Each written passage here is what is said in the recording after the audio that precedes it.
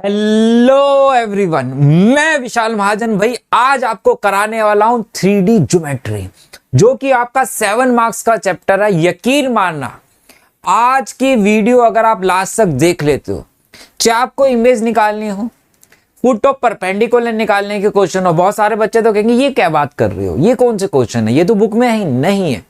लेकिन आपके board exam में ये बहुत बारी क्वेश्चन इस टाइप के आ चुके हैं। इंटरसेक्टिंग पॉइंट निकालना हो, शॉर्टर डिस्टेंस निकालना हो, एंगल निकालना हो, हर एक बात को कॉन्सेप्चुअली डिस्कस करने वाले आज की वीडियो में।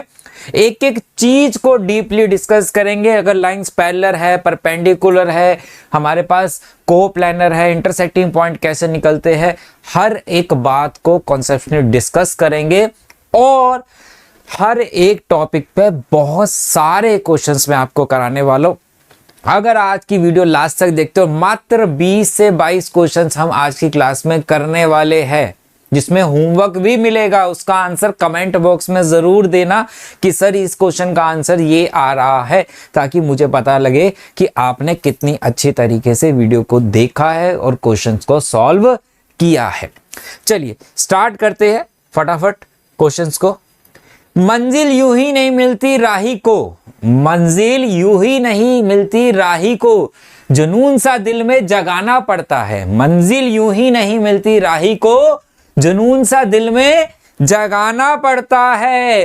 पूछा चिड़िया से कि घोंसला कैसे बनता है, पूछा चिड़िया से कि घोंसला कैसे बनता है। वो बोली कि तिनका तिनका उठाना पड़ता है। 7 मार्क्स अगर आपको चाहिए तो एक एक करके क्वेश्चंस को धीरे धीरे हमें जोड़ना पड़ेगा, तो हम 7 मार्क्स इस चैप्टर में ला सकते हैं और बोर्ड एग्जाम में आज भी 95% मार्क्स ला सकते हैं। लेकिन मेहनत करनी पड़ेगी, तिनका तिनका आपको जोड़ना पड़ेगा। चलिए स्टार्ट करते हैं। Equation of line. देखिए इस चैप्टर में अगर पुरानी बुक किसी के पास हो तो 2 टॉपिक्स थे उसके पास, एक लाइन और एक प्लेन। प्लेन का कोई भी क्वेश्चन आपको नहीं करना है, प्लेन आपके सिलेबस में नहीं है। जहां प्लेन दिख जाए समझ लो आपके आउट ऑफ सिलेबस। सिर्फ लाइन के क्वेश्चंस हमें करने हैं, ठीक है। और बहुत सारे क्वेश्चन जैसे इमेज वाले क्वेश्चन बुक में नहीं है, इंटरसेक्टिंग पॉइंट निकालने बुक में नहीं है, तो ये सारे क्वेश्चंस भी आज की वीडियो में हम करेंगे। इक्वेशन ऑफ लाइन 2 तरीके से प्रेजेंट करी जाती है, एक वेक्टर फॉर्म में होती है, कार्टेशियन फॉर्म में होती है। Vector form r vector equal to A vector plus lambda B vector. अब ये ए वेक्टर क्या है, बी वेक्टर क्या है, आर वेक्टर क्या है, सर ये कहां से आए, कैसे बने, एक एक बात को सबसे पहले यही बात हम डिस्कस करते हैं। लेकिन उससे पहले हम ये देखते हैं कि if 2 lines with direction ratios are perpendicular, अगर 2 लाइंस परपेंडिकुलर होती है तो उनकी direction ratio a1 a2 plus b1 b2 plus c1 c2 equal to 0 के होती है। ये पॉइंट्स नोट करते रहना, जितने पॉइंट यहां लिखवाऊंगा बस वही पॉइंट्स है, उसके बेस पे क्वेश्चंस करते जाएंगे। पूरा चैप्टर 20-22 क्वेश्चन में खत्म हो जाएगा, जिसमें 20 क्वेश्चन बोल रहा हूं, जिसमें से 10-11 क्वेश्चन तो बिल्कुल छोटे छोटे होंगे, 8 से 9 क्वेश्चन बड़े, उसमें से ही आपको जितने भी क्वेश्चन आएंगे उसी में से मिलेंगे। अगर 2 लाइंस पैरेलल है तो थीटा उसमें 0 है, तो डायरेक्शन रेशो वहां पे प्रोपोर्शनली होती है a1 by a2 equal to b1 by b2 equal to c1 by 2। Direction ratio निकालते कैसे है भाई, डायरेक्शन रेशो आपने वेक्टर में भी पढ़ाया है मैंने, a equal to x2 minus x1, b equal to y2 minus y1, c equal to z2 minus z1 के बराबर होती है। पहले इस पे एक क्वेश्चन कर लेते हैं, ठीक है, छोटा सा क्वेश्चन है। डायरेक्शन रेशो आ जाएगी तो मैं फिर लाइन की इक्वेशन बना सकता हूं। कह रहा है शो करो कि 2 लाइंस जो है आपस में क्या है, परपेंडिकुलर है। अब परपेंडिकुलर पे आपने अभी अभी पढ़ा, ताजा ताजा पढ़ा कि a1 a2 plus b1 b2 plus c1 c2 equal to किसके होता है भाई, शून्य के होता है, 0 के होता है ना। एक लाइन जो है ए बी से मिलके बन रही है, मान लेते हैं, एक पी क्यू से। एक लाइन ए बी है, एक पी क्यू है, तो यहां पे अगर मैं ए बी की डायरेक्शन रेशो निकालता, जिसको मैं a1 b1 c1 से डिनोट कर सकता हूं, है ना। अगर मैं यहां से डायरेक्शन रेशियो निकालता तो क्या फॉर्मूला पड़ा आपने, x2 माइनस x1, 3 में से 1 गया 2 आ गया। b1 y2 माइनस y1, ये -1 पहले से ही तो प्लस हो गया तो 5 आ गया। c1 z2 माइनस z1 कितना हो गया बेटा, -4 हो गया। फिर कह रहा है सेकंड लाइन भी है PQ, तो PQ की अगर डायरेक्शन रेशियो निकालूं तो उसे A2 से डिनोट कर दूं, x2 minus x1, B2 y2 minus y1 2 आ गया, और C2 की बात करूं तो Z2 माइनस Z1 4 आ गया, है ना। शो करने को कह रहा है परपेंडिकुलर है कि नहीं है। अब जरा देखो, A1 A2 अगर करूं प्लस B1 B2 करूं प्लस C1 C2 करूं तो कितना आ रहा है जरा देखो, 6 प्लस 10 16, 16 माइनस 16 0 आ गया, तो L1 परपेंडिकुलर टू L2 बोल सकते हो। अब यही MCQ में भी आ सकता, दो लाइंस दे दी, उसके कोऑर्डिनेट है AB और CD या PQ, कह रहा लाइंस पैरेलल है, परपेंडिकुलर है, इंटरसेक्टिंग है, बताओ। तो अगर मैं यहां पे ये निकाल लूंगा A1 B1 C1 A2 B2 C2, अगर ये 0 आ रहा है तो क्या बोल दूंगा भाई, परपेंडिकुलर। अगर रेशो प्रोपोर्शनली इक्वल आ जाती A1 by A2 equal to B1 by B2 equal to C1 by C2, तो मैं बोल देता लाइंस आपस में क्या है, पैरेलल है। अब बोलोगे सर परपेंडिकुलर है तो कैसे पता हो, इंटरसेक्टिंग है, तो उसमें आगे हम बात करते हैं। कह रहा शो करो कि पैरेलल है। पैरेलल में फिर से A1 अगर मैं निकालूं यहां पे तो कितना आता, 2 में से 4 गया -2। B1 अगर मैं फाइंड करता 3 में से 7 गया -4। C1 अगर मैं फाइंड करता 4 में से 8 गया -4। फिर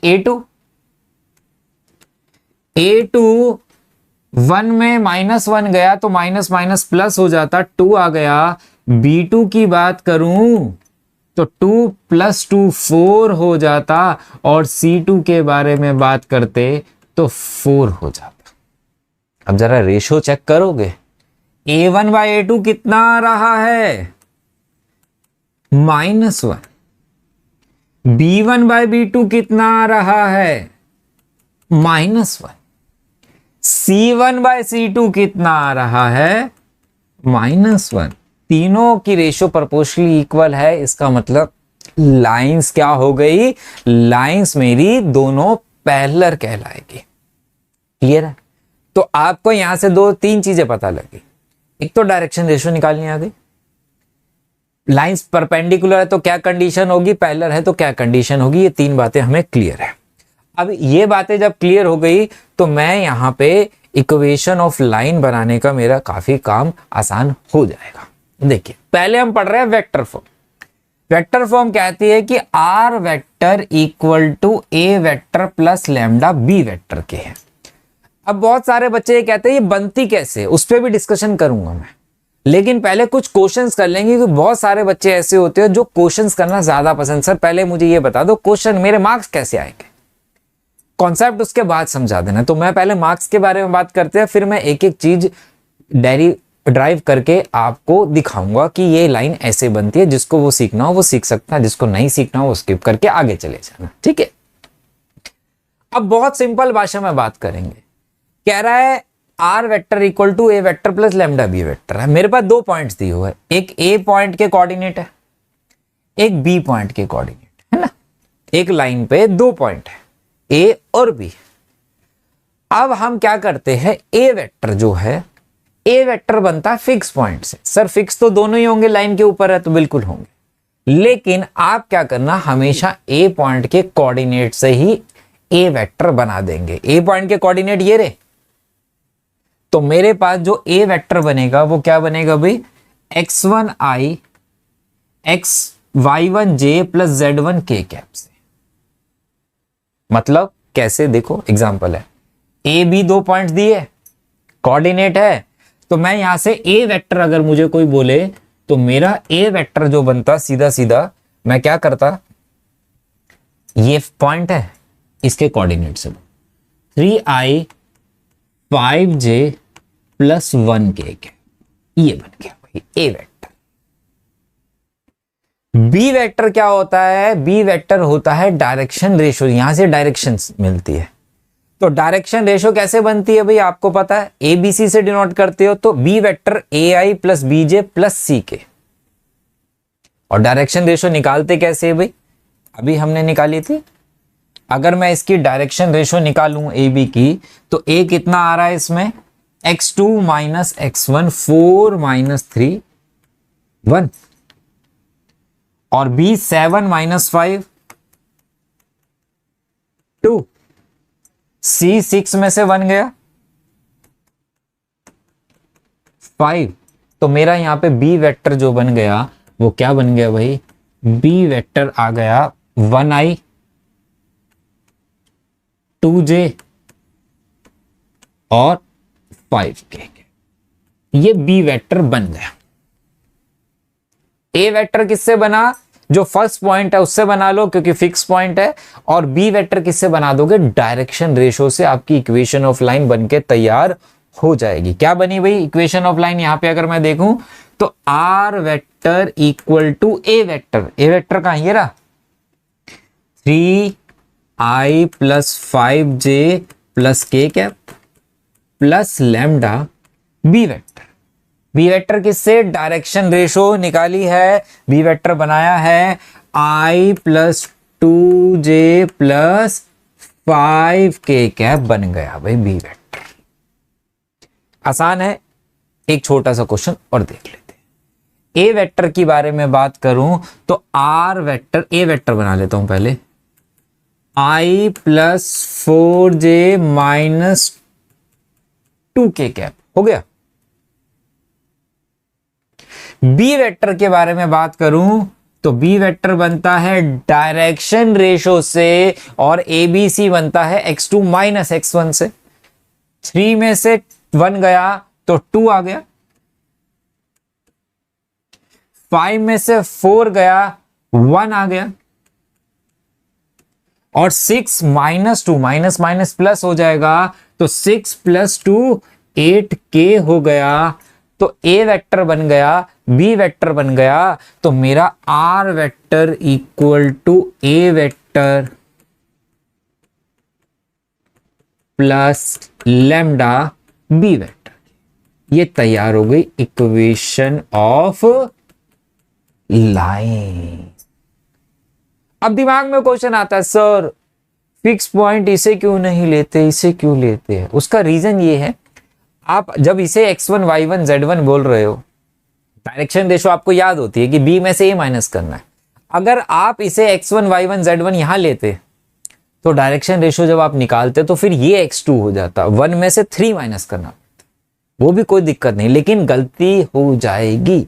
इसलिए ए पॉइंट के पहले पॉइंट के कोऑर्डिनेट को हमेशा ए वेक्टर ले लेना, फिक्स पॉइंट मान लेना, और डायरेक्शन रेशो आपको पता है कैसे निकालनी है, तो गलती नहीं होती। तो आपके पास वेक्टर फॉर्म क्लियर है, ए वेक्टर बनेगा पहले पॉइंट के कोऑर्डिनेट से, और बी वेक्टर डायरेक्शन रेशो से। बस ये दो बातें अपने दिमाग में सेट कर लो, ए वेक्टर पहले पॉइंट के कोऑर्डिनेट से, बी वेक्टर डायरेक्शन रेशो से बनता है, एबीसी से बनता है, तो कभी भी नहीं भूलोगे। अब ये डेरिवेशन है, मैं इसको बाद में कराऊंगा। इसके बाद मेरे पास आती है cartesian form, x minus x1 by A equal to y minus y1 by B equal to z minus z1 by. अब ये भी बहुत सारे बच्चे बोलते हैं equation of line sir equal में कैसे आ सकती है? अभी तक तो हमने पढ़ी थी कि इक्वल टू 0 में होता है, ये तीनों इक्वल में कैसे हो जाता है, ऐसा कैसा पॉसिबल है? बता दूंगा, पहले क्वेश्चन कर लेते हैं, ठीक है? कंफ्यूजन नहीं पालो, पहले क्वेश्चन कर लेते हैं, फिर मैं एक एक चीज आपको एग्जांपल, क्योंकि अब कभी कभी क्या होता है जब मैं ज्यादा डेरिवेशन करा रहता हूँ, डेरिवेशन एग्जाम में आती नहीं है, तो बच्चा इतना गुम जाता है उसमें, खो जाता है, उसको लगता है ये चैप्टर तो बहुत मुश्किल है, लेकिन क्वेश्चन जब करते हैं तो बहुत आसान होते हैं। ठीक है, तो कुछ क्वेश्चन कर लेते, कॉन्फिडेंस बढ़ जाएगा, फिर डेरिवेशन भी आराम से समझ में आ जाएगी। ठीक है, अब देखो फिर से वही x1 y1 z1 क्या है, फिक्स पॉइंट के कोऑर्डिनेट है, मतलब एक है, और ABC क्या है, डायरेक्शन रेशो नहीं है, तो वही करना है जो अभी किया था। इसमें देखो अगर मैं इससे इक्वेशन बनाता तो x minus x1 y minus y1 z minus z1, यही है x1 y1 z1, अपॉन में डायरेक्शन रेशो चाहिए ABC, 4 में से 3 गया 1, 7 में से 5 गया 2, 6 में से 1 गया 5, लो जी बन गई कार्टेशियन फॉर्म। कुछ अलग नहीं है, बड़ी सिंपल है ना। तो वही लिया फिक्स पॉइंट, पहले पॉइंट के कोऑर्डिनेट, डायरेक्शन रेशो, हो गई, इक्वेशन बन गई मेरे पास। यहीं पे एक बारी पिछला क्वेश्चन देख लेते हैं। यहां पे देखो इसकी इक्वेशन अगर मुझे कार्टेशियन में बनानी होती तो क्या बनती है, x minus x1 y minus y1 z minus z,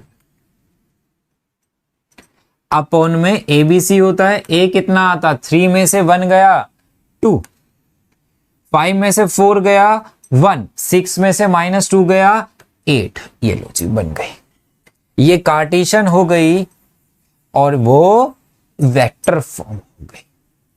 अब 1 मार्क्स का क्वेश्चन हमारे पास कुछ इस तरीके का भी आता है कि वेक्टर फॉर्म दे देता है, कहता है नीचे 4 ऑप्शन दे दिए, इसमें कार्टेशियन फॉर्म क्या होगी। ठीक है, तो भाई कार्टेशियन फॉर्म के लिए अगर चाहिए तो ये मेरा क्या होगा, x1 y1 z1 नहीं होगा ये, और ये ABC होंगे, तो वही पुट कर दो यहां पे 1 4 -2, नीचे ABC लगा दो। कभी कभी कार्टेशियन दे देता है, बोलता है वेक्टर कौन सा है इसमें से बताओ, तो यहां पे क्या होता है, ये x1 ये y1 ये z1 होता है और ये ABC होता है। लेकिन कार्टेशियन में ध्यान रखना, अगर यहां प्लस का है, माइनस लगा हुआ है, तो ये प्लस का कोऑर्डिनेट होगा, ये 4 होगा, और ये +2 है तो ये -2 होगा, x1 y1 z1। तो चेंज करके आप बना सकते हो। ठीक है, चलिए आगे चलते हैं।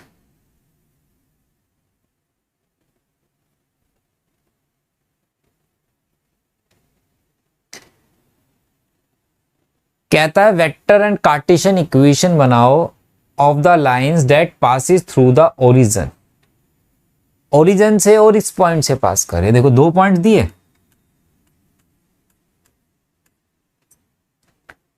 अब वेक्टर फॉर्म अगर मुझे बनानी है तो क्या बनेगी, R vector equal to A vector, A vector इससे बनता, तो ये तो 0 वेक्टर हो गया भाई, प्लस लैम्डा बी वेक्टर, 5 में से 0 गया तो 5i -2j plus 3k cap हो गया।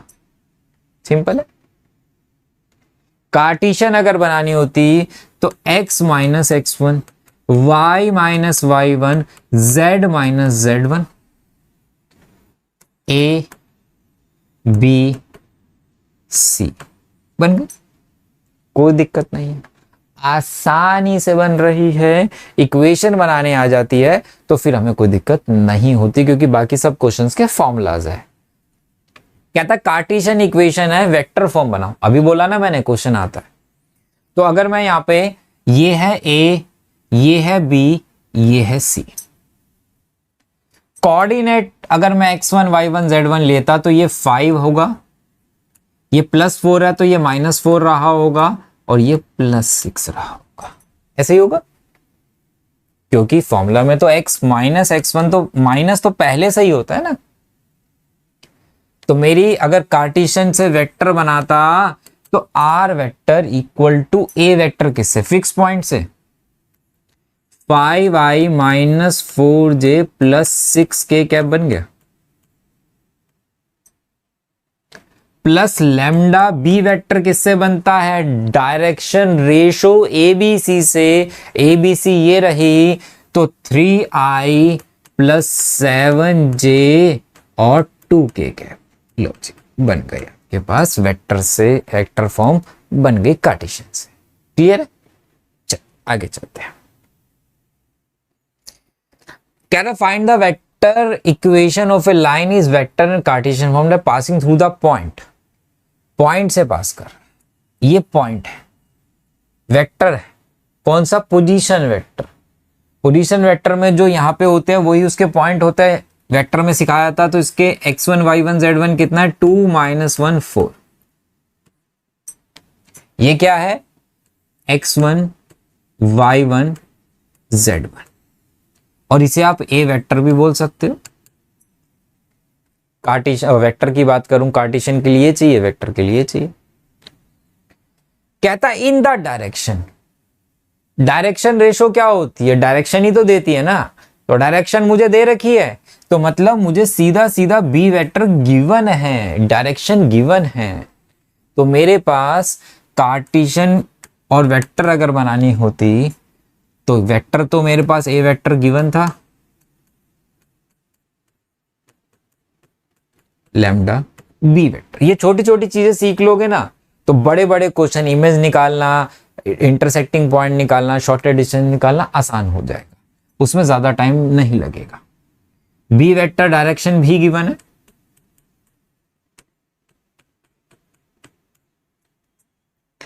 अब अगर मुझे कार्टेशियन बनानी है तो कार्टेशियन क्या होती? x minus x1, y minus y1, z minus z। यही था।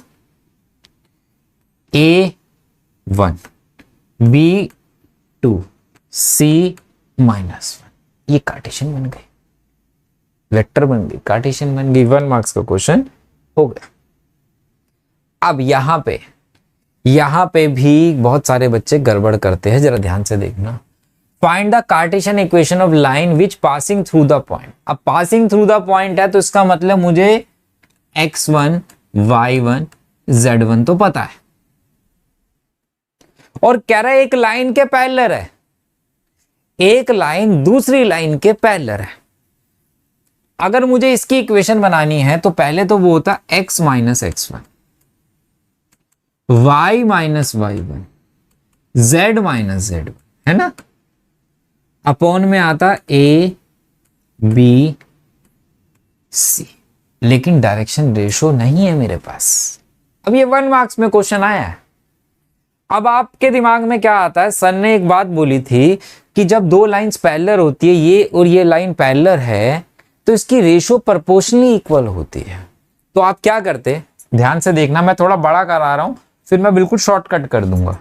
आप करते a1 a2 b1 b2 c1 c2, है ना। लेकिन इससे एबीसी तो आता नहीं। मैंने क्या किया? इक्वल टू लैम्डा रख। तो ए कितना हो गया? 3 लैम्डा। बी कितना हो गया? 5 लैम्डा। सी कितना हो गया? 6 लैम्डा। अगर आप इसमें वेक्टर फॉर्म बनाते, ध्यान से देखना, तो क्या होती? ए वेक्टर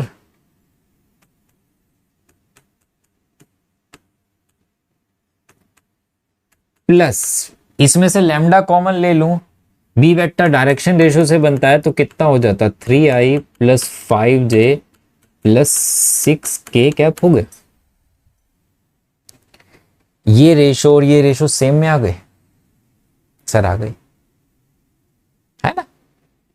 नहीं सर, अगर मैं यहां पे अगर मैं पुट करता, जरा ध्यान से देखना, लैम्डा की फॉर्म में ऐसे,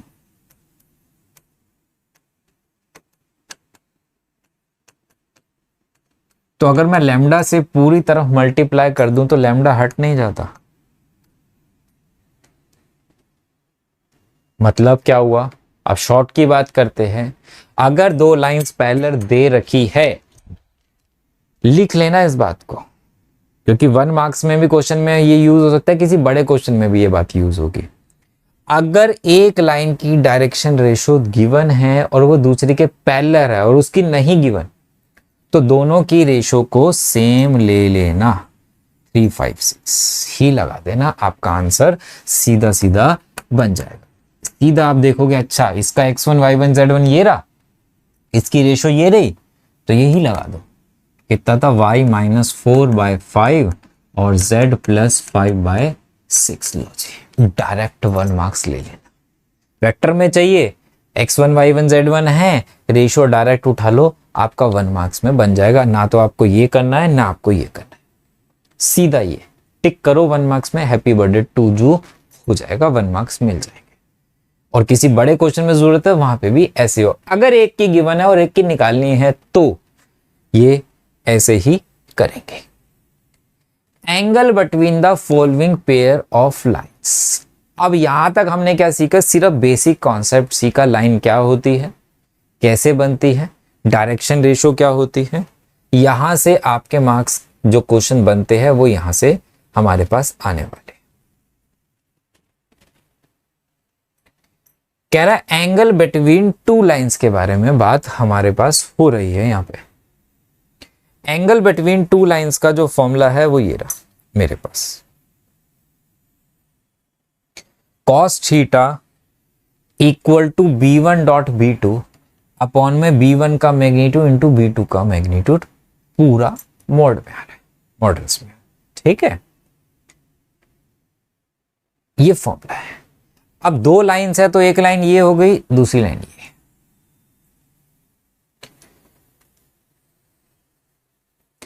अब देखो एक एग्जांपल के तौर पे, अब एंगल निकालना है दोनों के बीच में तो कहीं ना कहीं इंटरसेक्ट कर रही होगी।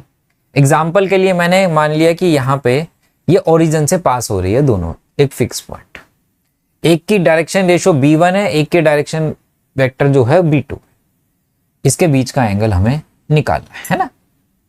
आपने एंगल बिटवीन टू वेक्टर्स पढ़ा था, एक b1 वेक्टर हो गया, एक b2 वेक्टर हो गया। एंगल बिटवीन टू वेक्टर्स आपने क्या पढ़ा था, याद है आपको, a vector dot b vector upon में magnitude of a into magnitude of b पढ़ा था। तो ये भी तो वही बन रहा है यहां से। ये क्या था, a और b डायरेक्शन रेशियो से ही तो बनता है ना वेक्टर। तो मेरे पास क्या हो गया, a और b की जगह क्या लगा दिया, b1 और b2। सेम याद करने के हिसाब से बता रहा हूं मैं, ठीक है। लॉजिकली तो थोड़ा और हम डिस्कस कर सकते हैं, लेकिन अगर याद करना है तो आप इसी तरीके से इसको याद कर सकते हैं, ठीक है। चलो, तो क्वेश्चन बहुत आसान है।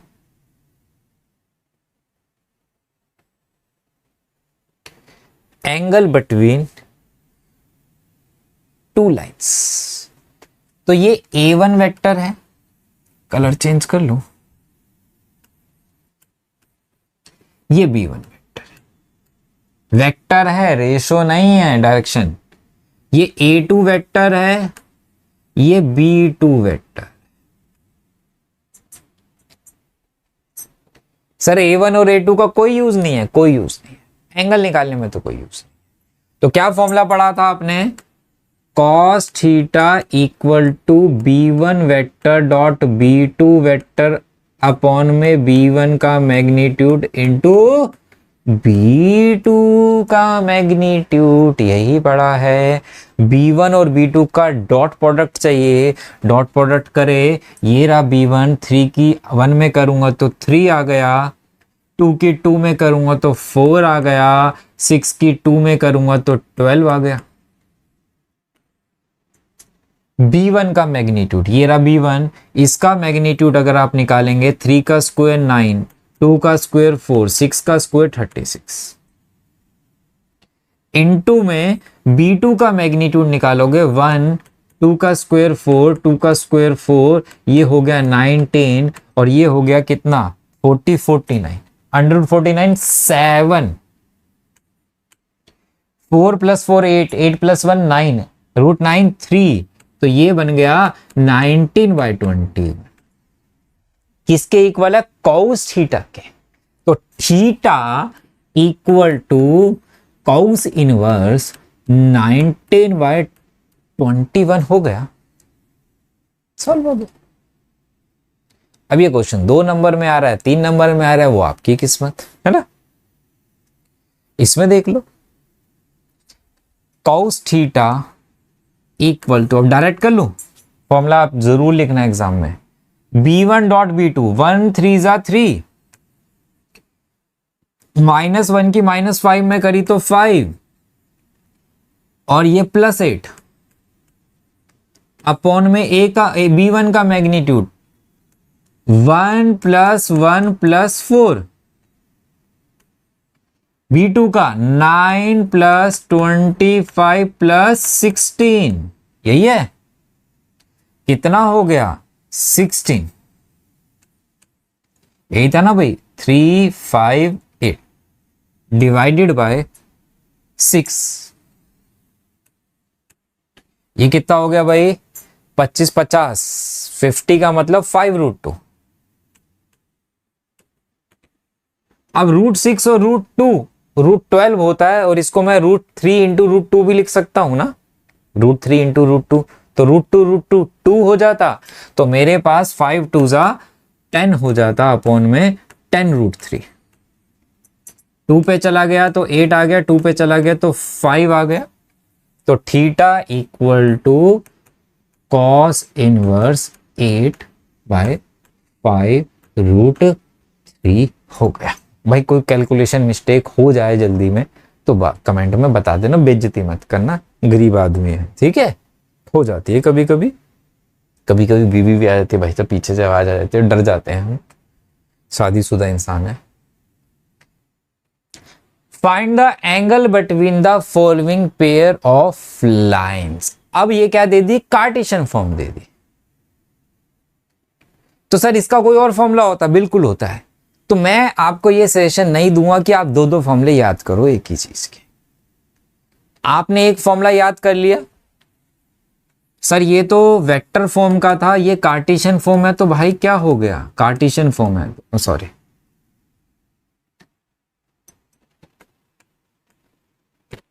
डायरेक्शन रेशो तो पता है ना आपको, ये क्या होती है, ये इसकी डायरेक्शन रेशो है, तो इससे b1 वेक्टर बना सकते हो। कितना आएगा 2i + 5j - 3k, यही होगा। और इससे क्या बनेगा, b2 वेक्टर बनेगा, डायरेक्शन रेशो इसकी ये है, बताओ a का कोई रोल है नहीं, लो बन गया b1 और b2 वेक्टर।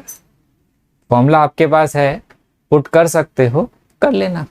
तो क्वेश्चन नंबर कौन सा भाई, दिखा दे भाई मुखड़ा, 9th क्वेश्चन देखो। 9th क्वेश्चन का आंसर मुझे कमेंट बॉक्स में चाहिए, पार्ट 1 और पार्ट 2 दोनों का, और सबका फिर आंसर मैच करेंगे, जिसका गलत होगा वो मैं बताऊंगा फिर उसमें किसका गलत है, ठीक है। कह रहा फाइंड द वैल्यू, ये 1 मार्क्स में बहुत क्वेश्चन आया हुआ है। Find the value P R cut at right angle, दोनों एक दूसरे को राइट एंगल पे कट कर रहे हैं, दोनों के बीच में राइट एंगल मतलब 90 डिग्री, मतलब परपेंडिकुलर। और परपेंडिकुलर में हमने क्या पढ़ा था भाई, a1 a2 + b1 b2 + c1 c2 equal to 0 के पढ़ा था, ये तो पढ़ा था। इसका मतलब ये वहां प्रूफ किया था, यहां मुझे ये बात गिवन है। लेकिन लेकिन लेकिन लेकिन यहां पे अगर हम इक्वेशन ऑफ लाइन की बात करें, वो जो होती है वो होती है x - x1/a। यहां पे x y z का कोफिशिएंट ऑलवेज 1 होना चाहिए, यूनिटी होना चाहिए, 1 होना चाहिए, -1 भी नहीं हो सकता। ये स्टैंडर्ड फॉर्म है हमारे पास। अब यहां पे सबसे पहले कोई भी क्वेश्चन आप कर रहे हो तो पहले ये देखा करो x y z का कोफिशिएंट 1 ही है ना, कुछ अलग तो नहीं है। अगर नहीं है तो पहले बनाओ 1, नहीं तो क्वेश्चन गलत हो जाएगा आपका। देखिए यहां कितना है -x, चाहिए कितना 1, तो न्यूमिनेटर और डिनोमिनेटर दोनों को माइनस से मल्टीप्लाई कर रहा, तो हिसाब बराबर हो जाएगा, इक्वल टू इसमें 7y है, चाहिए कितना y, तो मैं 7 से न्यूमिनेटर और डिनोमिनेटर दोनों को डिवाइड कर, इसमें ये बेचारा ठीक ठाक है, बिल्कुल शरीफ इंसान है मेरी तरह, ठीक है, शादीशुदा है ना, इसलिए पहले बिगड़ा हुआ था, अब ठीक हो गया उसके बाद। अरे मैं नहीं, मैं पहले भी सुधरा हुआ था, कहीं मेरे बारे में सोचो। इधर आ जाओ।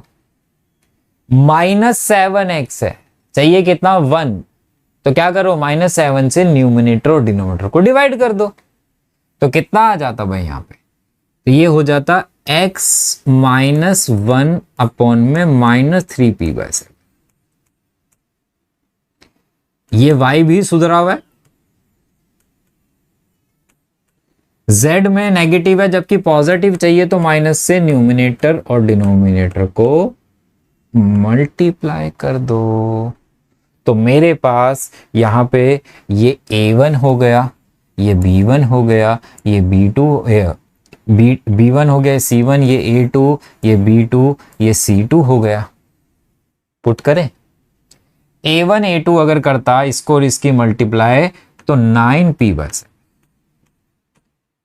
b1 बाय b2 करता तो 2p/7, c1 बाय c2 कर दूं और इक्वल टू 0 हो गया।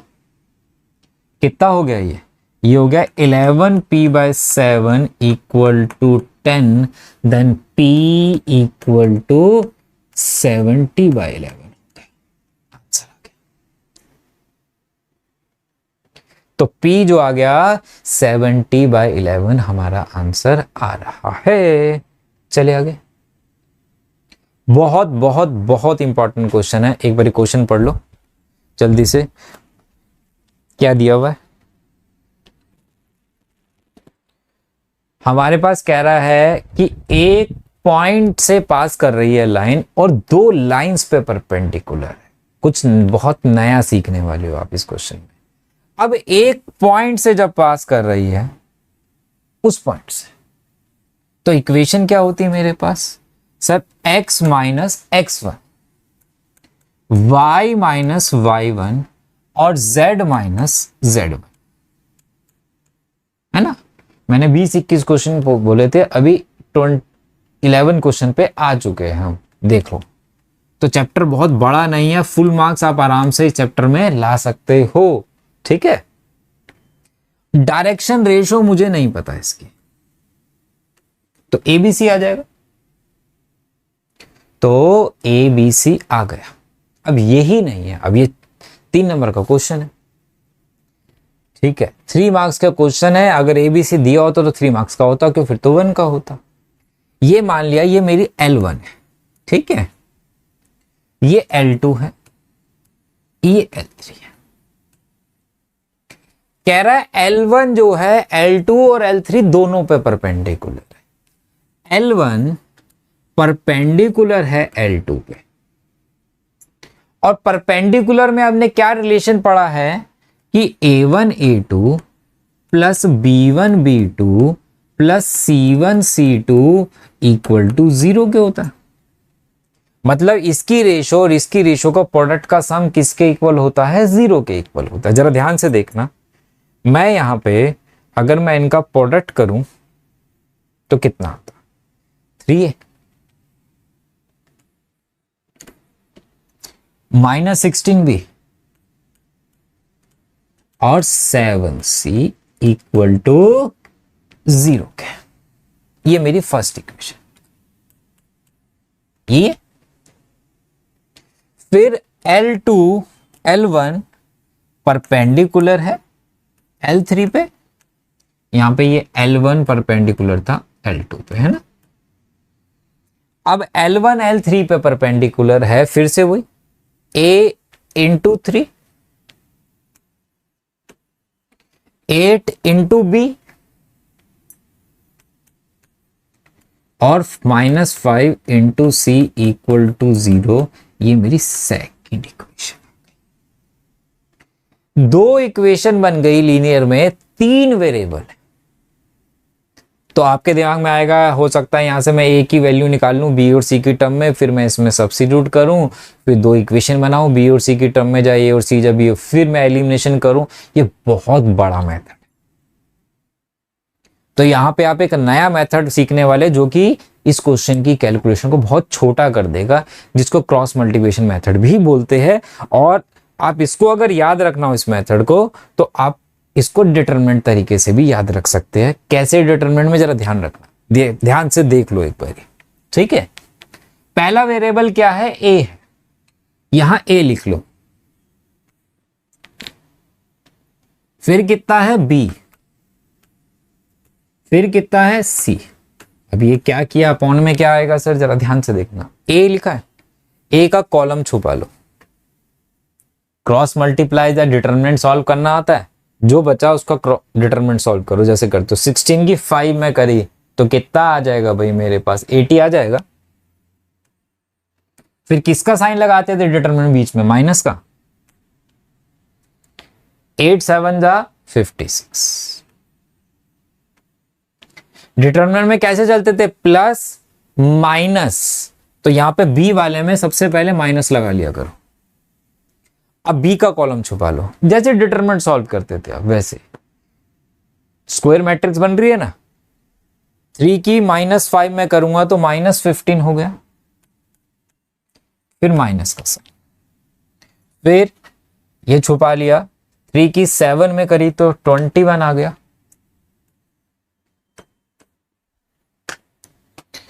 फिर सी को छुपा लो भाई, सी के कॉलम को छुपा लो। 3 8 जा 24 हो गया, माइनस 16 3 जा -48, तो प्लस हो गया यहां पे। तो ये ए कितना आ गया, ए 24, बी आ गया +36 और सी हो गया 72। तीनों किसके टेबल में आते हैं, 12 के टेबल में आते हैं। तो 12 से डिवाइड कर दूं अगर, तो मेरे पास ये 2 हो गया, ये 3 हो गया और ये 6 हो गया। अभी मैंने पैरेलल वाले में यही कॉन्सेप्ट सिखाया था, ऐसी रेशो रखी थी और वहां बोला था कि अगर प्रोपोर्शनली हो, एक ना गिवन हो दूसरे की गिवन हो, तो हम सेम उठा लेते हैं। तो इसका मतलब ए मैं 2 ले सकता हूं, बी 3 ले सकता हूं और सी कितना ले सकता हूं, 6 लिख सकता हूं यहां पे। अगर आपको ज्यादा अच्छे से करना हो तो फिर से वही लैम्डा रख के भी कर सकते हो।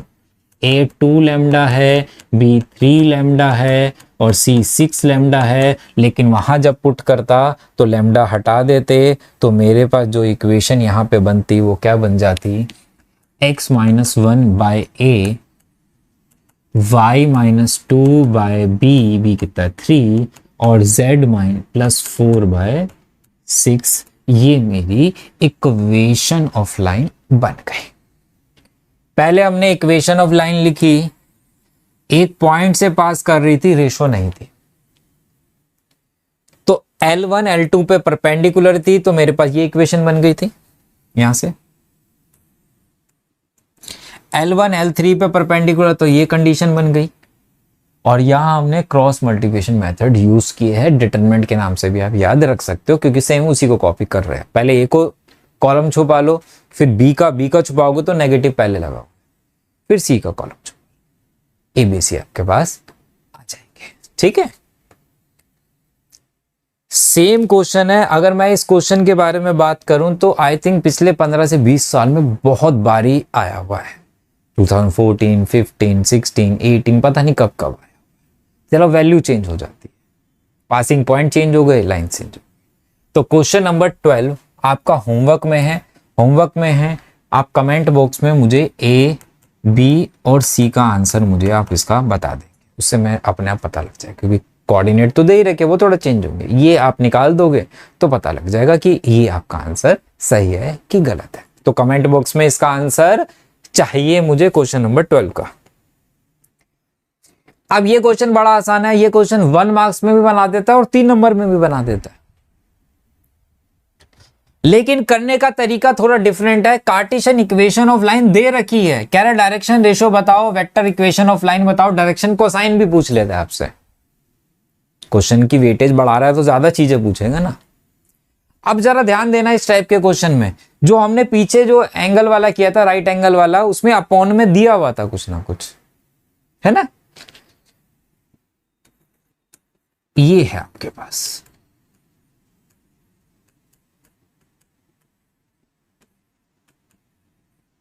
सर इसमें कुछ नहीं है तो 1 1 लिख लेते हैं, ठीक है। लेकिन अगर मैं 1 1 लिखता, जरा ध्यान से देखना, 6 से डिवाइड करते, 6 से नीचे भी डिवाइड करते, 3 से ऊपर भी डिवाइड करते, 3 से नीचे भी करते, 2 से ऊपर भी करते, 2 से नीचे भी करते, तो नीचे डायरेक्शन रेशो आती 1/6, 1/3 और 1/2, है ना। अगर ये ABC ले रहा हूं और इससे डायरेक्शन कोसाइन निकालना है, इक्वेशन ऑफ लाइन निकालनी है, थोड़ी टिपिकल हो जाएगी। और किसी बड़े क्वेश्चन में इसको करना पड़ गया, इतनी टिपिकल डायरेक्शन रेशो लोगे तो और दिक्कत हो जाएगी। तो क्या करेंगे ऐसे क्वेश्चन में, सिंपलीफाई किस तरीके से करते हैं, बहुत आसान है, जरा ध्यान से देखना। x का कोफिशिएंट 1 चाहिए मुझे। मैंने क्या किया, 6 से डिवाइड कर रहा हूं न्यूमरेटर को, न्यूमरेटर को 6 से डिवाइड कर रहा हूं तो 6 से मल्टीप्लाई भी करूंगा, सब बराबर। 3 से मल्टीप्लाई कर रहा हूं और 3 से डिवाइड भी कर रहा हूं, हिसाब बराबर। 2 से मल्टीप्लाई कर रहा हूं और 2 से डिवाइड कर रहा हूं, हिसाब बराबर, है ना। लेकिन सर ये 6 3 2 अभी भी ये नीचे ही जाएगा।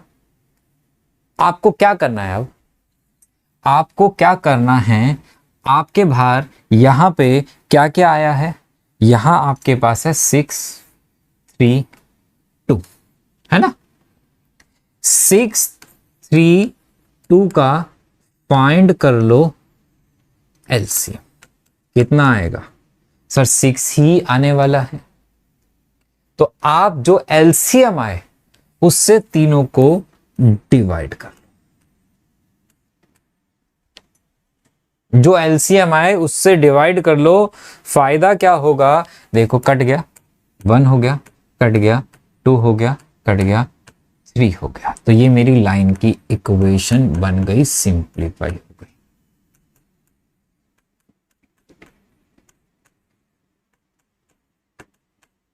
लो जी, तो ABC 1 2 3 मेरा आंसर हो गया। समझ आ गई बात। तो इस तरीके के क्वेश्चन में आपको ऐसे ही करना है। Shortest distance between the lines, shortest distance और पैरेलल लाइंस के बीच में डिस्टेंस निकाल के थोड़ा सा कॉन्सेप्ट हम पढ़ लेंगे एक बारी, ठीक है। शॉर्टेस्ट डिस्टेंस, क्योंकि इसके बाद हमारे पास एक्स्ट्रा क्वेश्चन स्टार्ट हो जाएंगे जो बुक में नहीं है। दो लाइंस के बीच में शॉर्टर डिस्टेंस निकालना है। अब इसमें भी बहुत सारे बच्चों को कंफ्यूजन रहती है कि सर शॉर्टेस्ट डिस्टेंस निकालना है, ये मेरी एक L1 लाइन है, ये मेरी एक L2 लाइन है,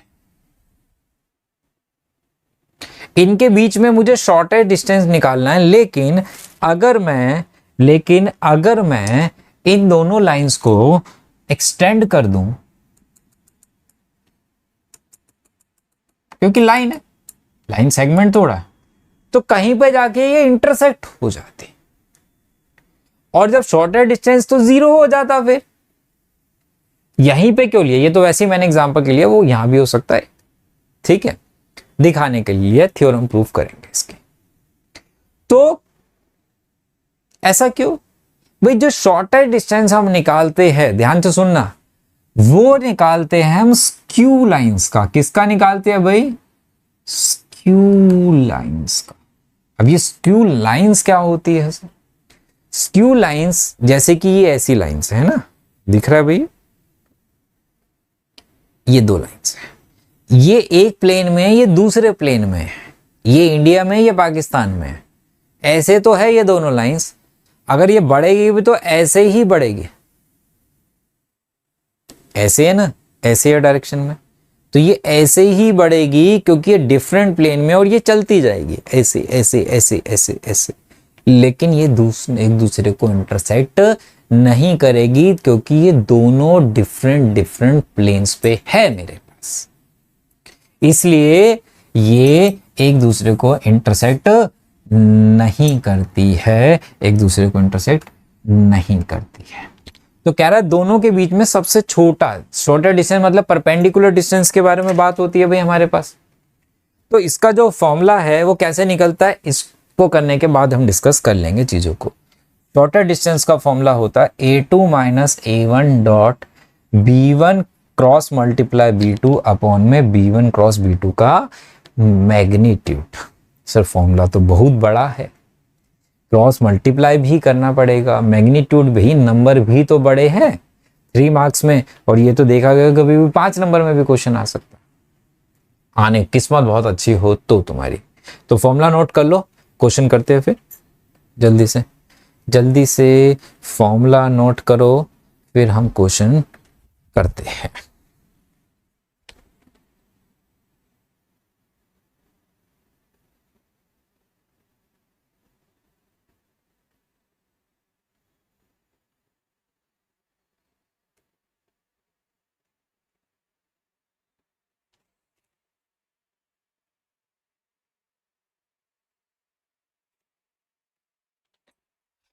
चले करे क्वेश्चन करे।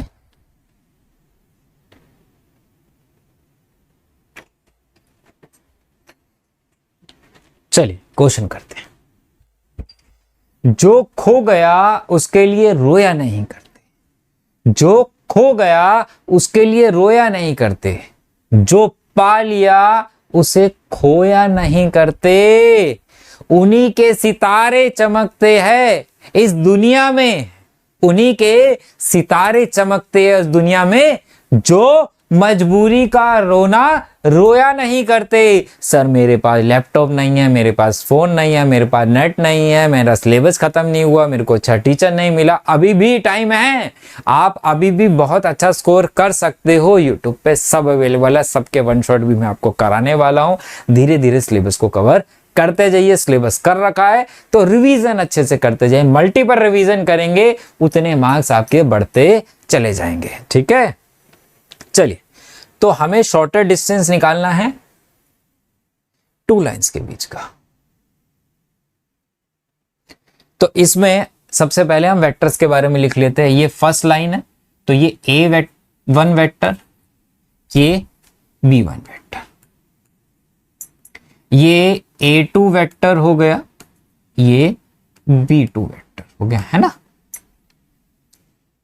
क्या चाहिए था सबसे पहले, B1 vector cross multiply B2, तो क्रॉस प्रोडक्ट चाहिए जो डिटरमिनेंट से सॉल्व करते हैं वेक्टर में, मैंने सिखाया हुआ है।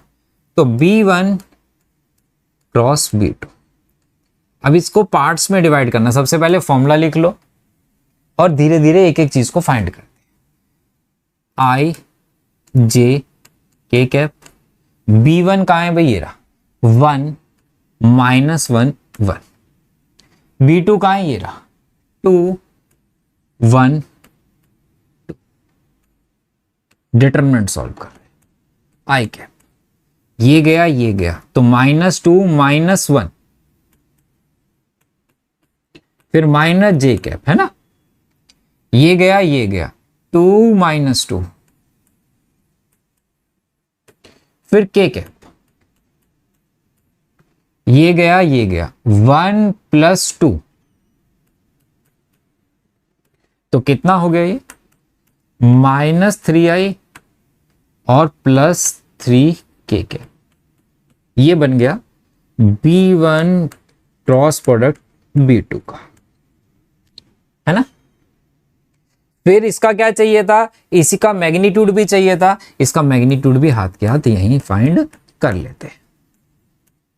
तो कितना हो जाता, 9 + 9 18 हो गया, मतलब 3√2 हो गया। फिर हमें क्या चाहिए था इसमें, फिर हमें बोल रहा था कि A2 माइनस A1 चाहिए, एक वेक्टर चाहिए A2 माइनस A1 वेक्टर, है ना। A2 कहां है, A2 कहां है बेटा, ये रहा, 2 में से 1 गया तो 1i आ गया, -1 में से -2 गया तो -3j आ गया, और -1 में से -1 गया तो -2k आ गया, ये बन गया। फॉर्मूले के अकॉर्डिंग क्या था, फॉर्मूला कितना था, फॉर्मूला था हमारा A2 minus A1 vector dot B1 vector cross product B2 vector upon में B1 और B2 का क्रॉस प्रोडक्ट का मैग्नीट्यूड, और पूरा मोड में, क्योंकि डिस्टेंस है नेगेटिव नहीं हो सकता। यही था। अब जरा ध्यान से देखो भाई, ये रहा एक वेक्टर, और इस वेक्टर का क्या करना है आपको, डॉट प्रोडक्ट करना है। 1 -3 हो गया, इसमें j है ही नहीं तो 0 हो गया, इसमें k है 3 और इसमें k कितना है -2 तो -6 हो गया,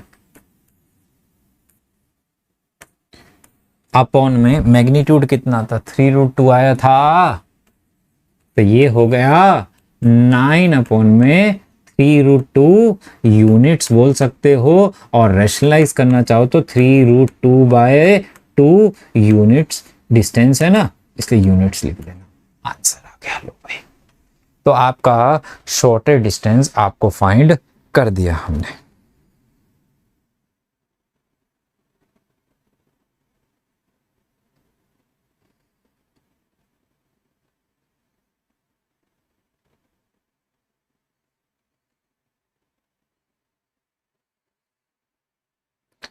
नोट कर लिया?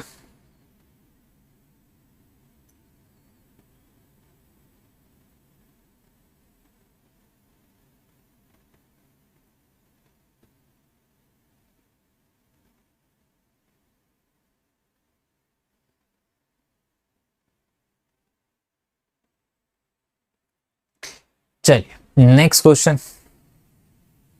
अब शॉर्टर डिस्टेंस निकालना है, लेकिन वेक्टर की जगह कार्टेशियन फॉर्म दे। सर कार्टेशियन का फॉर्मूला भी होगा, बिल्कुल है, लेकिन दो फॉर्मूले फिर मैं सजेस्ट करूंगा, हमें दो फॉर्मूले नहीं याद करने। एक याद हो गया, इसी से हम a1 वेक्टर बनाएंगे, इसी से हम b1 वेक्टर बनाएंगे। a1 वेक्टर किससे बनता है, x1 y1 z1 से। इसके कोऑर्डिनेट अगर देखूं तो कितने होते, -1 -1 -1। तो a1 वेक्टर कितना बनता भाई मेरे पास, -i -j -k क्या बनता। b1 वेक्टर डायरेक्शन रेशो से बनता, तो कितना है 7i -6j + k कैप हो गया। a2 वेक्टर के लिए कोऑर्डिनेट लेता तो 3 5 7 थे, तो a2 कोऑर्डिनेट पहले लिख लेना पॉइंट के, ताकि गलती ना, कभी कभी हम यहां से उठाते हो माइनस लिख लेते हैं। तो a2 वेक्टर कितना बनता भाई 3i 5j और 7k, यही होता। और b2 वेक्टर कितना है भाई i -2j + k। तो दो फॉर्मूले नहीं याद करने भैया, छोटा सा दिमाग दिया भगवान ने, कितना प्रेशर डालोगे, और भी सब्जेक्ट पढ़ने हैं ना, तो ज्यादा प्रेशर नहीं लेने का, इसी में अपना काम चलाएंगे, ठीक है। तो क्वेश्चन नंबर 15 होमवर्क में है, इसका शॉर्टर डिस्टेंस निकाल के 3 क्वेश्चन होमवर्क में हो चुके आपके पास।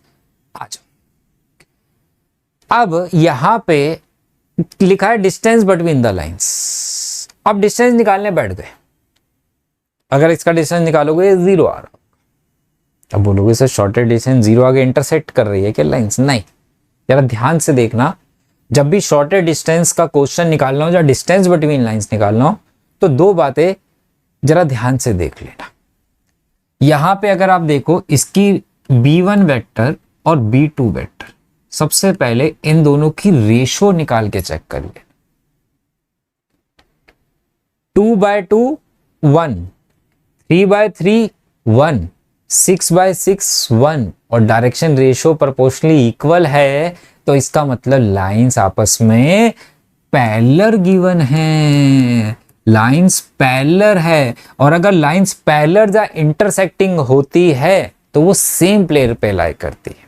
स्क्यू लाइंस दो डिफरेंट प्लेन्स पे जो होती है उसे हम स्क्यू लाइंस बोलते हैं, और वो कभी इंटरसेक्ट नहीं करती, ना ही वो पैरेलल होती है। अगर वो लाइंस पैरेलल है या इंटरसेक्ट कर रही है तो सेम प्लेन पे होगी, ठीक है। तो इसका मतलब ये दोनों लाइंस पैरेलल है, तो डिस्टेंस बिटवीन 2 पैरेलल लाइंस मुझे निकालने को बोल रहा है। डायरेक्ट नहीं लिखा उसने कि दो पैरेलल लाइंस के बीच का डिस्टेंस निकालो, उसने क्वेश्चन को घुमा दिया, डिस्टेंस पूछा। तो आप खुद देखेंगे कि दोनों, सबसे पहले हमेशा आप रेशो ही प्रोपोर्शनल चेक कर लेना, कहीं लाइंस पैरेलल तो नहीं है, कहीं मेरे से धोखा तो नहीं कर रहा भाई साहब, ठीक है। नहीं तो फिर वही बोलोगे मेरे साथ उसने भी धोखा कर दिया और क्वेश्चन बनाने वाले ने भी धोखा कर दिया, है ना। तो अगर distance between two parallel lines है तो आपका फॉर्मूला ये रहने वाला है, ठीक है। B vector cross product A2 minus A1 upon में बी का मैग्नीट्यूड। सर डायरेक्शन रेशियो तो 2 है भैया, पैरेलल है तो सेम है। देखो अभी थोड़ा सा चेंज हो भी सकता था, होता तो कैसे करते फिर वो भी समझाता हूं, पहले इसको देख लिया। सबसे पहले क्या चाहिए भाई, बी वेक्टर तो मेरे पास है, बी वेक्टर तो ये रहा, इसका क्या चाहिए, मैग्नीट्यूड चाहिए। तो मैग्नीट्यूड कितना आता बी वेक्टर का, B1 लिख दिया मैंने, बी कर लो इसको, 4 + 9 + 36 अंडर रूट में तो 7 आता। A2 माइनस A1 निकालो,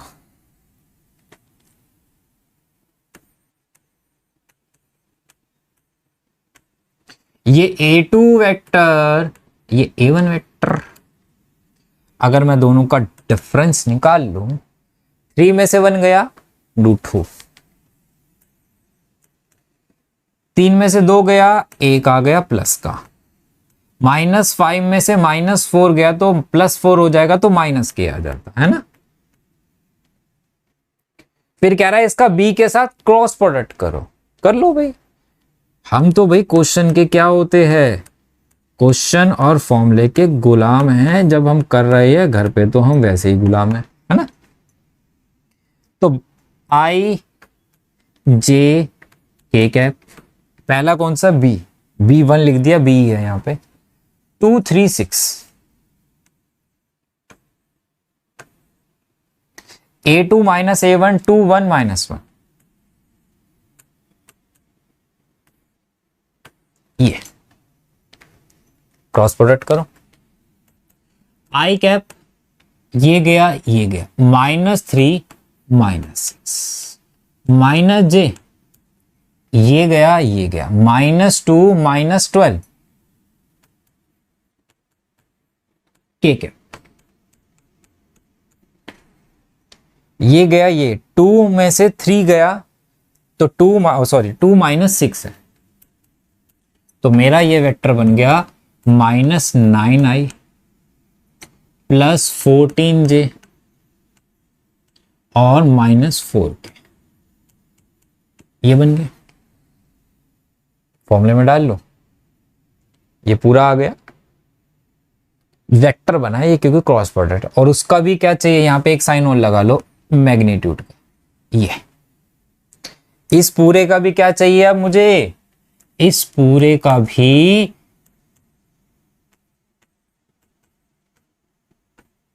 मैग्नीट्यूड फाइंड करना है मुझे। तो इसका मैग्नीट्यूड यहां फाइंड करते तो ये हो जाता 81 196 और 16, यही होता। ऐड करें इसे तो 196 81 और 16 है ना, 12 13 का 1 और 10 18 1 19, 10 19 का 293 अंडर रूट 293, ये आ रहा है। पुट करें फॉर्मूले में, ऊपर मैग्नीट्यूड आ गया, D = अंडर रूट 293/7 यूनिट्स, मेरा आंसर आ गया। ये आपका आंसर है। एक बार नजर मार लो फटाफट, फिर आगे चलते हैं अभी।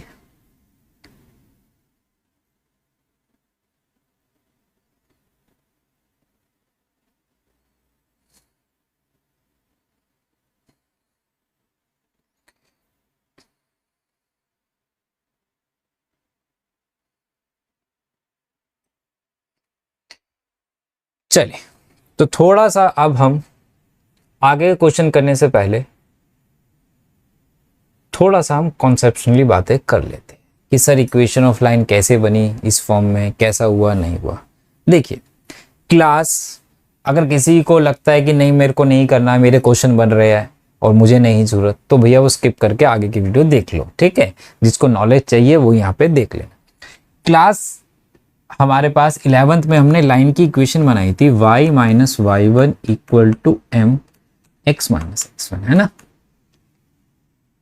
m कैसे निकालते थे, अगर 2 पॉइंट फॉर्म है तो sir y2 minus Y one divided by x2 minus X one X minus X one, मतलब 2 पॉइंट्स दिए होते थे, a पॉइंट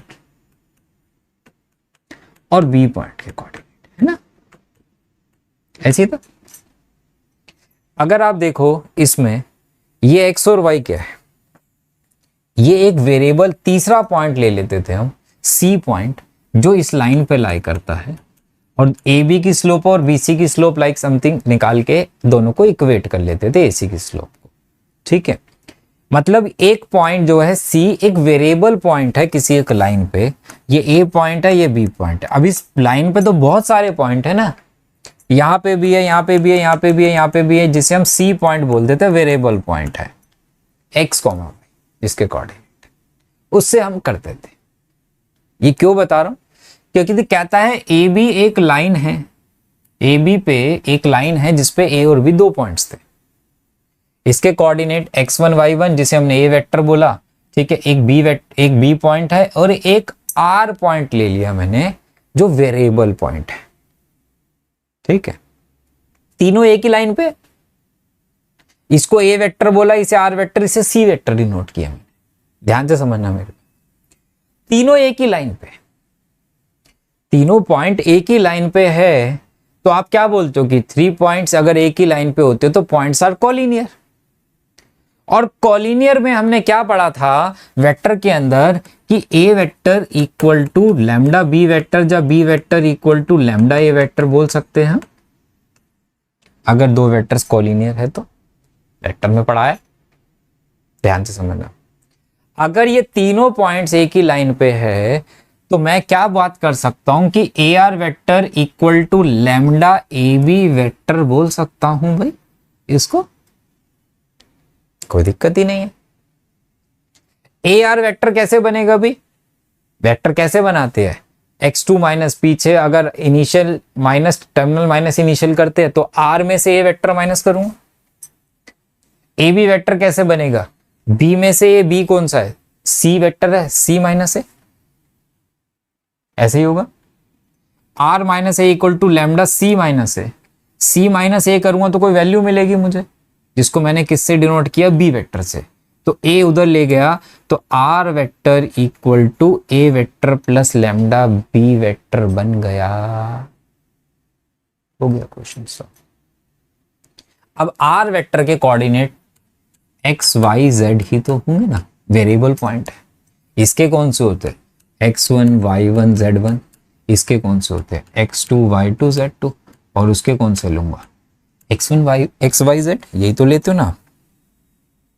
तो इस तरीके से equation of line vector form में। अब बात आती है सर कार्टेशियन फॉर्म में इक्वल टू वाली समझ में नहीं आती कि ये इक्वल टू में कैसे बनी थी, क्यों हुई थी, जरा ध्यान से देखना। R vector equal to A vector plus lambda B vector, A vector x1 y1 z1 से बनता है, बी वेक्टर डायरेक्शन रेशियो से बनता है, आर वेक्टर कोऑर्डिनेट हमें दिए हुए एक्स आई वाई जे और जेड के से बनता है, वेरिएबल पॉइंट है ना। अब जरा ध्यान से देखो, इसमें पुट कर रहा हूं R vector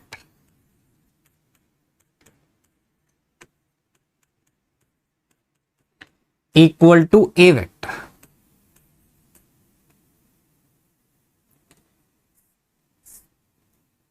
x1 I cap, y1 J cap, z1 K cap plus lambda B vector direction ratio A I plus B J plus C K cap, है ना। ब्रैकेट ओपन कर लो इधर का, आई कॉमन ले लेता तो मेरे पास बचता यहां पे x1 plus A lambda, J cap common ले लेता तो मेरे पास बनता y1 प्लस बी लैम्डा। के कैप कॉमन ले लेता तो मेरे पास बचता z1 प्लस सी लैम्डा। और ये किसके इक्वल था? ऐसे ही है। और हमने क्या पढ़ा हुआ है, अगर दो वेक्टर्स इक्वल हो तो क्या होता है, उसके स्केलर कंपोनेंट्स इक्वल रख लेते हैं। इसका कितना है x, इसका कितना है ये, तो जरा रख के देखो, x equal to x1 plus A lambda हो गया। यही है। अगर मैं यहां से x minus x1 by A equal to lambda लिख सकता हूं, बिल्कुल लिख सकते हो उसे। y के बारे में बात करूं तो y equal to y1 plus B lambda हो गया। तो lambda equal to y minus y1 by B हो गया। z के बारे में बात करूं तो z equal to z1 plus C lambda हो गया, और lambda equal to z minus z1 by C हो गया। और तीनों ही लैम्डा के इक्वल है, तो क्या तीनों को इक्वल रख सकते हैं? बिल्कुल रख सकते हैं सर। तो तीनों को इक्वल रख दिया तो मेरे पास ये वाली इक्वेशन बनके आ गई। बोलो राधे राधे। हो गई। चलो, उसके बाद शॉर्टर डिस्टेंस के बारे में बात कर लेते हैं यहाँ पे थोड़ी सी। ठीक है, थोड़ी सी टिपिकल है, ठीक है, लेकिन अगर कॉन्सेप्ट की अच्छी नॉलेज है तो आप यहाँ पे इसको कर सकते हो। कहता है L1 और L2 दो लाइंस थी, B1 और B2 क्या होती है? डायरेक्शन होती है। तो हमने B1 L1 के एक पैरेलल वेक्टर बना लिया, लाइंस है वो, ये उसकी डायरेक्शन में जा रही है। B2 L2 के पैरेलल है और उसकी डायरेक्शन में है। ठीक है, कहता है शॉर्टर डिस्टेंस निकालना है। ये शॉर्टर डिस्टेंस, परपेंडिकुलर डिस्टेंस आपने जो बोला। हमारे पास दो पॉइंट्स के कोऑर्डिनेट दिए होते, फर्स्ट पॉइंट सेकंड पॉइंट। यहां पे S पॉइंट ले लिया, यहां पे T पॉइंट है, यहां पे A1 वेक्टर हो गया, यहां पे A2 वेक्टर हो गया, है ना। कहता PQ का डिस्टेंस निकालो जो शॉर्टेस्ट है सबसे। ये दो पॉइंट्स हैं, इस दो पॉइंट से ये लाइंस पास कर रही है। कह रहा है PQ का शॉर्टेस्ट डिस्टेंस निकालना है आपको। जरा ध्यान से देखना। अब ST का अगर आप ध्यान से देखो तो ST का प्रोजेक्शन क्या पढ़ा था हमने, उसमें बताया मैंने वेक्टर में। प्रोजेक्शन क्या होता है, जरा ध्यान से देखना।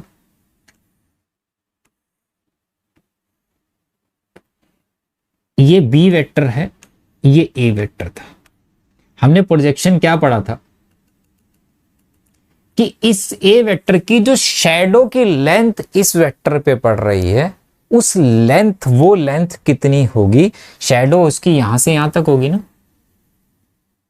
B वेक्टर तो पूरा। तो ये लेंथ को ही हम प्रोजेक्शन बोलते हैं। A की प्रोजेक्शन B पे कितनी लेंथ की बन रही है, जिसका फॉर्मूला आपने क्या पढ़ा था? A on B, A dot B upon में मैग्नीट्यूड ऑफ B पढ़ा था। और B अपॉन में B का मैग्नीट्यूड को क्या हम A डॉट B का यूनिट वेक्टर भी तो बोल सकते हैं ना। ऐसे ही था, बस यही बात समझने वाली। अब जरा ध्यान से देखो, यहां पे A का B पे, अगर ST की PQ पे मुझे निकालनी है, क्या प्रोजेक्शन निकालनी है, तो क्या मैं इसको ऐसे बोल सकता हूं, ST वेक्टर डॉट PQ का यूनिट वेक्टर। ये तो बनेगा। और यूनिट वेक्टर कैसे निकलता है? यूनिट वेक्टर निकलता है PQ वेक्टर अपॉन में PQ का मैग्नीट्यूड, राइट। ST वेक्टर तो बन जाएगा मेरे पास A2 minus S1। ST vector कैसे बनेगा? A2 माइनस A1 के, है ना। लेकिन PQ वेक्टर कैसे बनेगा? PQ B1 और B2 दोनों पे क्या है? परपेंडिकुलर है, L1 और L2 पे। और एक वेक्टर अगर दोनों पे परपेंडिकुलर हो तो वेक्टर में मैंने क्या सिखाया था, तो पी क्यू वेक्टर जो बनेगा वो कैसे बनेगा, b1 क्रॉस b2 के बनेगा कि नहीं बनेगा, बनेगा। यही सीखा था क्रॉस प्रोडक्ट, पी क्यू जो है b1 क्रॉस b2 के। तो बी क्यू का यूनिट वेक्टर कितना हो गया, b1 क्रॉस b2 अपॉन में दोनों का मैग्नीट्यूड कर दूं तो यही तो बन रहा है, देख लो। ये क्या बनाया था हमने, S T dot P Q का यूनिट वेक्टर, एस टी ये रहा और ये यूनिट वेक्टर ये रहा, ये लो जी, बन गया शॉर्टर डिस्टेंस का। क्लियर है? नहीं समझ में आया, मतलब इंटरेस्ट ना हो तो वैसे तो मेरे को लगता है कि आपको समझना चाहिए, अगर आपका हो तो आप सीधा आगे जाके चीजों को एक बारी देख लो, फिर आप आगे जा सकते हो। चलिए, बहुत ही प्यारा क्वेश्चन है, 2004-5 एनसीईआरटी एग्जाम्पलर में भी हमारे पास आया हुआ क्वेश्चन है। कह रहा है इंटरसेक्ट हो रहा है कि नहीं हो रहा, पहले तो ये बताना है। अगर इंटरसेक्ट चेक करके बताना हो आपको, यहां z है तो आप इसको z माइनस 0/1 लिख लेना, ठीक है। तो आप क्या करेंगे, शॉर्टर डिस्टेंस निकाला था आपने, शॉर्टर डिस्टेंस का फॉर्मूला क्या था, a2 माइनस a1। पहले तो ये देख लो पैरेलल तो नहीं है, a1 बाई a2 5 2/5 3/2 पैरेलल नहीं है, dot b1 cross b2 upon में क्या था b1, ये शॉर्टर डिस्टेंस का फॉर्मूला है ना। अगर दोनों लाइन इंटरसेक्ट हो रही हो तो क्या शॉर्टर डिस्टेंस होगा, नहीं होगा। कितना होगा भाई शॉर्टर डिस्टेंस, फिर वहां तो सर 0 होगा वो, क्योंकि इंटरसेक्ट उनके बीच में डिस्टेंस ही नहीं है, सबसे छोटा डिस्टेंस 0 है। तो आप क्या करेंगे, जब भी आपको शो करने के लिए बोला जाए तो आप ये प्रूफ निकाल लेना, और ये आपका किसके इक्वल आना चाहिए, 0 के अगर इक्वल आ जाता है तो आपकी लाइंस इंटरसेक्टिंग लाइंस प्रूव हो जाती है। तो ये आपको निकालना है, तो इसको आप इतना करेंगे, आपका डिस्टेंस कितना आ जाएगा, 0 आ जाएगा, तो आप बोल दोगे लाइंस आपस में इंटरसेक्ट कर रही है, ठीक है। शॉर्टर डिस्टेंस 0 हो गया आपके पास। अब इंटरसेक्टिंग पॉइंट निकालने का बड़ा अच्छा, अब ये 6 नंबर में क्वेश्चन बन रहा है आपके, और 5 नंबर में, अच्छा खासा 2-3 नंबर में हो गया शो करने के लिए शॉर्टर डिस्टेंस, और 1-2 नंबर में वो कर लिया, है ना। चल, अब जब भी आपको दो लाइंस के इंटरसेक्टिंग पॉइंट्स निकालने हैं, कि लाइंस आपस में इंटरसेक्ट कर रही है और मुझे वो कोऑर्डिनेट चाहिए। अब दो लाइन जब इंटरसेक्ट कर रही है तो यहां जो पॉइंट होगा वो दोनों का कॉमन पॉइंट होगा ना, दोनों का कॉमन पॉइंट होगा मेरे पास, ठीक है। पैरामेट्रिक कोऑर्डिनेट भी बोलते हैं हम इसको। तो मैं क्या करता हूं ऐसे क्वेश्चन में, एक को इक्वल टू लैम्डा रख लिया, एक को इक्वल टू म्यू रख दिया। यहां पे मेरे पास बना x minus 1/2 equal to lambda, तो x equal to 2 lambda plus 1 हो गया। y से अगर निकालता तो y equal to 3 lambda plus 2 हो जाता, और z अगर मैं निकालता तो 4 लैम्डा प्लस 3 हो जाता। बताओ। और अब अगर मैं यहां पे इस लाइन के कोऑर्डिनेट से निकालता तो जरा ध्यान से देखो, यहां क्या बनते, x जो आ जाता वो आ जाता 5 म्यू प्लस 4, 2 म्यू प्लस 1, और ये हो गया z इक्वल टू म्यू। अब ये पॉइंट तो भैया एक ही है, दो पॉइंट थोड़ा है जहां इंटरसेक्ट कर रहे हैं। तो इसके जो x के कोऑर्डिनेट आए और जो इसके x के कोऑर्डिनेट आए वो दोनों क्या होंगे, बराबर होंगे, इक्वल होंगे। तो दोनों को हम क्या कर लेते हैं, इक्वेट कर लेते हैं, इसका x और उसका x। तो ये बन गई मेरे पास 2 lambda minus 5 mu equal to 3, first equation बोल सकता हूं। ऐसे ही आप y भी इक्वेट कर सकते हो और z भी। z मुझे ज्यादा आसान रखना है क्योंकि यहाँ सिर्फ म्यू है, तो mu equal to 4 lambda plus 3 हो गया। म्यू की वैल्यू आ गई, इसमें सब्स्टिट्यूट कर दूं। आप दो इक्वेशन बना के एलिमिनेशन भी कर सकते हो, वो आपकी मर्जी है। 4 लैम्डा प्लस 3 इक्वल टू 3, तो 2 लैम्डा माइनस कितना हो गया 20 lambda minus 15 equal to 3 minus 18 lambda equal to 18, then lambda equal to minus 1 आ गया। सर लैम्डा आ गया तो म्यू भी आ जाएगा, म्यू निकालने की जरूरत, जा तो लैम्डा निकाल लो या म्यू निकाल लो, दोनों में टाइम वेस्ट नहीं करना है। क्यों? लैम्डा की वैल्यू इसमें पुट कर लो तो यहाँ के कोऑर्डिनेट आएंगे, जो यहाँ है वही सेम है। म्यू निकालता तो वहां पे आ जाते हैं, तो जो निकल जाए एक ही निकालना है, दोनों से नहीं निकालना। तो यहां पे अगर मैं ये P पॉइंट मान लूं तो P के कोऑर्डिनेट में लैम्डा अगर पुट कर दूं तो ये -1 डाल दूंगा तो -1 आ गया, -1 डाल लूं तो ये भी -1 आ गया, -1 ये भी -1 आ गया, तो लो जी -1। तो फिर से देखो, इंटरसेक्टिंग कोऑर्डिनेट निकालने हो तो एक को लैम्डा के, एक के म्यू के इक्वल। एक्स वाई जेड की कोऑर्डिनेट यहां से आए, वहां से भी एक्स वाई जेड आए, पॉइंट एक ही है जहां इंटरसेक्ट कर रहा है, तो पैरामेट्रिक कोऑर्डिनेट है दोनों के, तो दोनों को इक्वेट कर दो। एक्स वाले एक्स के इक्वल, वाई वाले वाई के इक्वल, जेड वाले जेड के इक्वल। दो इक्वेशन बना लो, किसी दो को इक्वेट कर लेना, तीनों को मत करना, टाइम ज्यादा वेस्ट होगा। मेरा दो इक्वेशन चाहिए होती है, तो मैंने एक्स और जेड को रखा था, दोनों से सिंप्लीफाई किया, लैम्डा आ गया, लैम्डा को यहां पुट कर दिया, कोऑर्डिनेट आ गए, दैट्स इट। ठीक है। क्वेश्चन नंबर 18 सेम क्वेश्चन है, इसको होमवर्क में कर लेना। ठीक है, इसको आप कार्टेशियन फॉर्म में चेंज कर लेना पहले, और सेम बन जाएगी, वहां से एक्स वाई जेड की वैल्यू आप निकाल लेना। ठीक है, वैसे यहां से भी कर सकते हो। आपको क्या करना है, अगर यहां से कर रहे हो वैसे तो आप कार्टेशियन में चेंज कर लेना, सिर्फ ब्रैकेट ओपन करके ऐड कर लेना। अगर आई कॉमन ले लूं, ऐड करूं तो 1 + 3 लैम्डा हो गया ये। वैसे जे कॉमन ले लो तो मेरे पास 1 - लैम्डा हो गया और माइनस के। वैसे यहां से फिर दोनों को इक्वेट करके आप, क्योंकि दोनों ही आर के इक्वल है ना, तो दोनों को एक्स वाले को एक्स के इक्वल, वाई वाले आई वाले को आई के इक्वल, जे वाले को जे के इक्वल, के वाले को के के। तो 17 का आंसर, 18 का आंसर भी होमवर्क में, 4 क्वेश्चन हो गए ना आपके पास, इनका आंसर मुझे होमवर्क में चाहिए।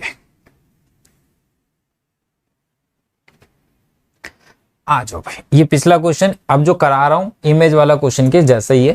ठीक है, तो ये बड़ा क्वेश्चन है, इसको हम कर लेते हैं। 2010 में आया है ये, और ये भी अभी लेटेस्ट में भी इमेज वाला question I think last year या उससे लास्ट ईयर में आया है। और ये क्वेश्चन जो आएगा वो आपका 5 मार्क्स से कम में नहीं आएगा, तो जरा ध्यान से समझना, थोड़ा सा टिपिकल क्वेश्चन है। मतलब आपको यही क्वेश्चन इस जो दूसरा दे रहा हूं होमवर्क में दूंगा, ये दोनों क्वेश्चंस को बार बार 2-3 बार ट्राई करना है, ताकि आपका कॉन्फिडेंस, इस क्वेश्चन में मुश्किल नहीं है, आपको अगर स्टेप याद हो गए तो आपके लिए क्वेश्चन बहुत आसान है। और स्टेप याद कब होंगे, जब आप क्वेश्चंस को बार बार करोगे, क्योंकि बड़ा क्वेश्चन है। ठीक है, भूल जाता पेपर में बच्चा, करते करते एक टाइप कर लिया, उसके आगे याद ही नहीं आ रहा अब क्या करना है, अब क्या करना है आपका। तो स्टेप आपको रट जाने चाहिए, इस तरीके से करना है। कह रहा है इमेज निकालनी है इस पॉइंट की इन द लाइन, इस लाइन की रिस्पेक्ट में। Also find the equation of line given point and its image and the find the length of line segment joining the. इसमें एक चीज और बोलता है, फुट ऑफ परपेंडिकुलर। पिछले क्वेश्चन में यहाँ पे foot of perpendicular, foot of perpendicular क्या होता है उसको भी डिस्कस कर लेंगे। अगर इमेज निकालनी है तो फुट ऑफ परपेंडिकुलर का कोऑर्डिनेट फाइंड करना ही पड़ेगा, मजबूरी है मेरी। पहले फिगर बनाते हैं। कह रहा है एक लाइन दी हुई है, कौन सी लाइन दी हुई है अभी वो भी लिख लेते हैं। लाइन की इक्वेशन है x/1 y-1/2 और z-2/3।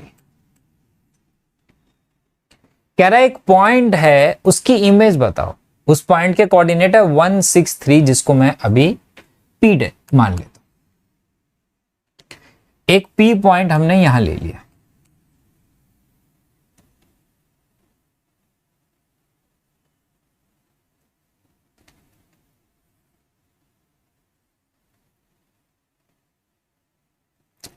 इसकी इमेज कहीं यहां होगी, सबने पढ़ा हुआ इतना, जिसको मैं P डैश बोल लेता हूं। P पॉइंट के कोऑर्डिनेट 1 6 3 है।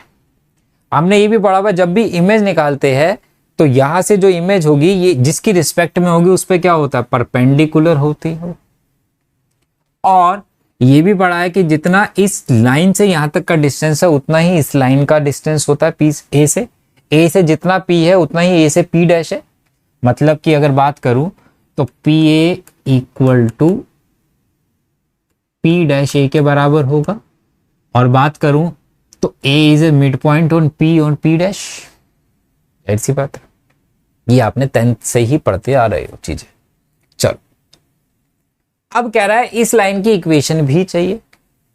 अगर मैं इस लाइन की इक्वेशन बनाता तो क्या बनती, x minus x1 y minus y1 z minus z1 upon में डायरेक्शन रेशो। क्या डायरेक्शन रेशो दी हुई है? नहीं दी हुई। अगर जहां तो ए का पॉइंट के कोऑर्डिनेट जो पी डैश के दिए होते तो मैं ए बी सी निकाल सकता था x2 माइनस x1 करके, लेकिन वो तो दिया ही नहीं। लाइंस पैरेलल भी नहीं है, पैरेलल होती तो सेम पकड़ लेते हैं, परपेंडिकुलर है। तो इसका मतलब मैं यहाँ पे ए बी सी लिख देता हूं। अगर भाई ए बी सी दे देता तो 5 नंबर का क्वेश्चन क्यों देता ना। अब देखो, अब हमारे पास क्या करना है, इसलिए बोला स्टेप जरा ध्यान रखना। ये दोनों लाइंस आपस में क्या है, इसे L1 बोल देता हूं, इसे L2 बोल। L1 L2 पे क्या है, परपेंडिकुलर है। L1 परपेंडिकुलर L2 के।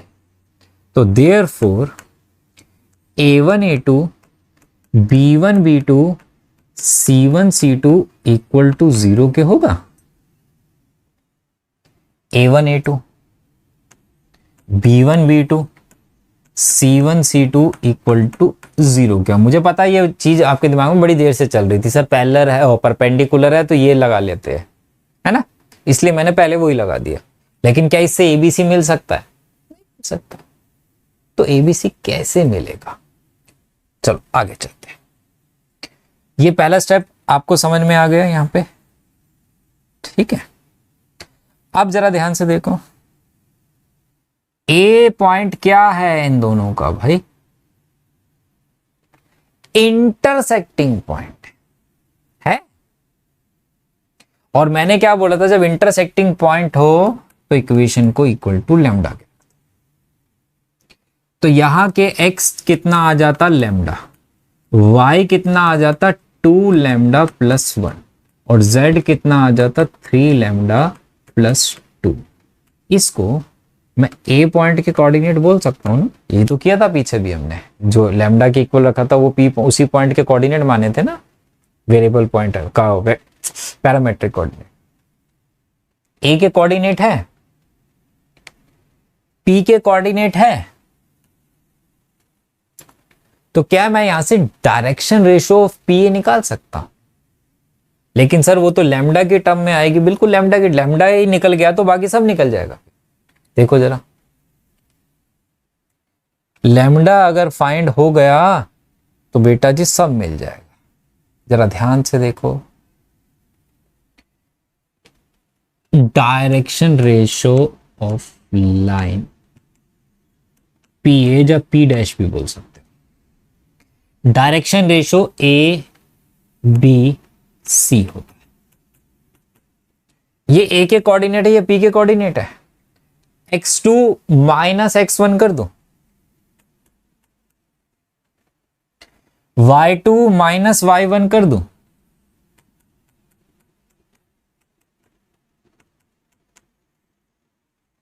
यही है ना, z2 माइनस z1। भाई कुछ गलती हो जाए बड़ी मुंडी ऊपर घुमानी पड़ती है, कुछ गलती से गलत चीज ना देख ले, ऊपर की जगह नीचे की कुछ। तो ये मेरे पास डायरेक्शन रेशो आ गई, आ रही है, एबीसी आ रहा है लैम्डा की टर्म में। और यहां पे मेरे पास रिलेशन था पुट इन फर्स्ट कर लेता हूं। अगर ये मैंने पुट इन फर्स्ट कर दिया तो जरा ध्यान से देखना आपके पास क्या मिलता। ए की जगह कितना आ गया, लैम्डा -1 आ गया। Two B, two B, B कहां है भाई, B B 2 lambda -5। C, C कितना है 3 लैम्डा -1, तो 3c इक्वल टू 0 के। यही है ना, पुट इन फर्स्ट किया तो ब्रैकेट ओपन करो, lambda -1 4 lambda -10 9 lambda -3 equal to 0 हो गया। तो ये हो गया 14 lambda -14 equal to 0, lambda equal to 1 आ गया। बस फिर से एक बार रिपीट कर रहा हूं, पहले इक्वेशन ऑफ लाइन बना ली, एबीसी नहीं था, ठीक है। हमने क्या देखा, यहां से एक्स और जेड के कोऑर्डिनेट निकाल लिए, लाइंस परपेंडिकुलर थी a1 a2 b1 b2 plus c1 c2 equal to 0 रख लिया, लेकिन एबीसी नहीं था। एबीसी मैंने निकाला, ए के कोऑर्डिनेट है, पी के कोऑर्डिनेट थे, एबीसी आ गया, पुट इन दिस, यहां से लैम्डा, लैम्डा मिलता ही सब मिलना स्टार्ट हो गया। देखो ए पॉइंट के कोऑर्डिनेट मिल जाएंगे, लैम्डा ही तो नहीं था, 1 3 और 5, 1 3 5, ठीक है, 1 3 5। डायरेक्शन रेशो मिल गई, ए कितना आ गया 0, बी आ गया -3, हाँ -3,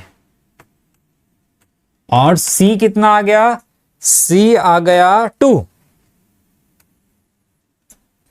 ए बी सी आ गई, तो इक्वेशन ऑफ लाइन बन गई क्या मेरे पास। देखो अगर मैंने ए बी सी निकाल लिया तो इक्वेशन ऑफ लाइन बन जाएगी x - x1 by A, y -6 bye B और z -3 बाय 2। तो ये भी आ गई, ए के कोऑर्डिनेट आ गए, रेशो आ गई और इक्वेशन ऑफ लाइन आ गई। अब ए पॉइंट क्या है, ए ही पॉइंट को फुट ऑफ परपेंडिकुलर भी बोलते हैं। तो अगर मुझे इमेज निकालनी है तो ए पॉइंट के कोऑर्डिनेट तो निकालने हैं, तो फुट ऑफ परपेंडिकुलर आपने निकाल लिया, गिवन नहीं था, आ सकता है, हो सकता है 3 नंबर में सिर्फ फुट ऑफ परपेंडिकुलर पे ही छोड़ दे वो क्वेश्चन, 5 में होगा तो इमेज पूछ सकता है, ठीक है। अब क्या बोल रहा है, इमेज निकालो। इमेज क्या है, पी डैश के कोऑर्डिनेट, जिसको मैं यहां पे x2 y2 z2 मान लेता, ठीक है। पी डैश पे ए क्या था, मिड पॉइंट था, ये बहुत आसान है। A is a mid point on P dash, और मिड पॉइंट का फॉर्मूला आपने क्या पढ़ा है, x equal to x1 plus x2 divided by 2 पढ़ा है। x जो मिड पॉइंट है, मिड पॉइंट a है, a पे क्या है x 1, x1 कितना है 1, x2 पता नहीं, डिवाइड बाय 2 कर दूं तो x2 इक्वल टू 1 आ गया। y कितना है भाई 3, y1 कितना है 6, y2 पता नहीं, डिवाइड बाय 2 कर दूं तो 6, y2 0 आ गया। z कितना है 5, z1 कितना है, z था कितना था 5 था, z1 है 3, z2 है बाय 2 10, तो z2 आ गया 7।